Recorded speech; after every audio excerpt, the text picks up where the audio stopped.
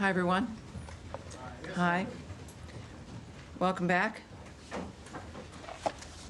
Appreciate you being here. Thank you.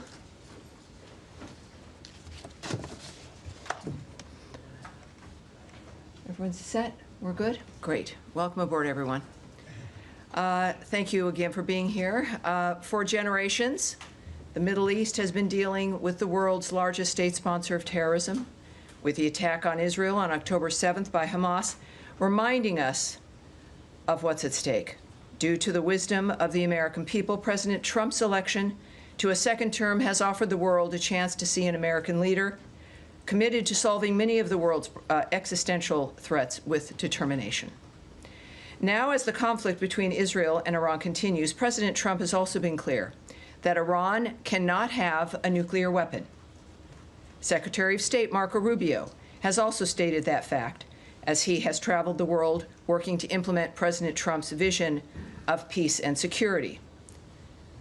That statement has also been uttered from this podium many times. The fact that Iran cannot have a nuclear weapon is clear. As the White House reminds us, since taking office, President Trump has clearly stated no fewer than a dozen times that Iran cannot be allowed to have a nuclear weapon, for anyone who's unclear on that fact. President Trump has made the same pledge no fewer than 40 times before taking office, even as far back as 2011. One of the highest priorities of the Trump administration is the safety and security of the American people. To that end, the Department of State has established the Middle East Task Force to help coordinate support for U.S. citizens, our U.S. diplomatic missions, and personnel and diplomatic engagement. The task force is operating 24 hours a day.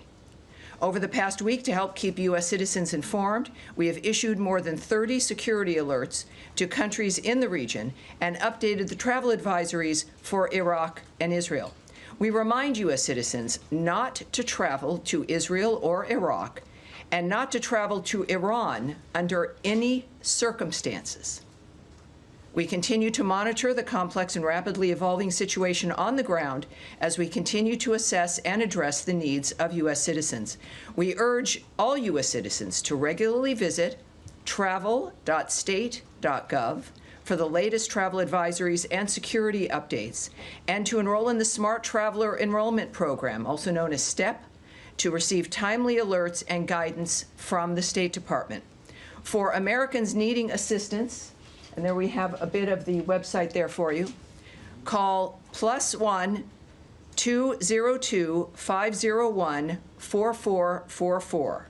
That number again is +1 202 501 4444. If you're on that website, you can also click on that red box.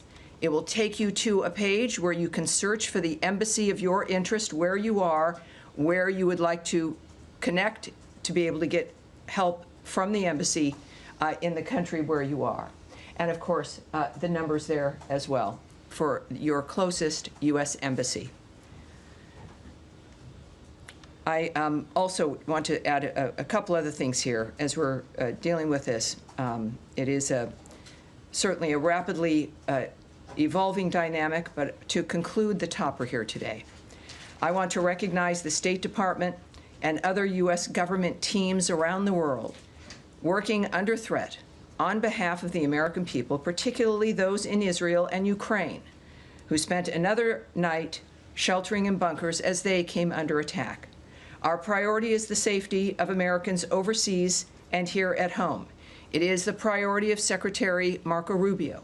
It is the priority of everyone who works in this building, and the thousands of American citizens who work anonymously and whom you will never see, who are working in embassies and consulates around the world and working with those local nations to be there for American citizens and to help facilitate American diplomacy. Our priority is the safety of Americans, yes, here at home, but also overseas. We thank all of those working on behalf of the American people, all of you watching from home and from around the world. We thank you, and for everyone around the nation, we know and honor your work as we begin another briefing here, ready to take your questions.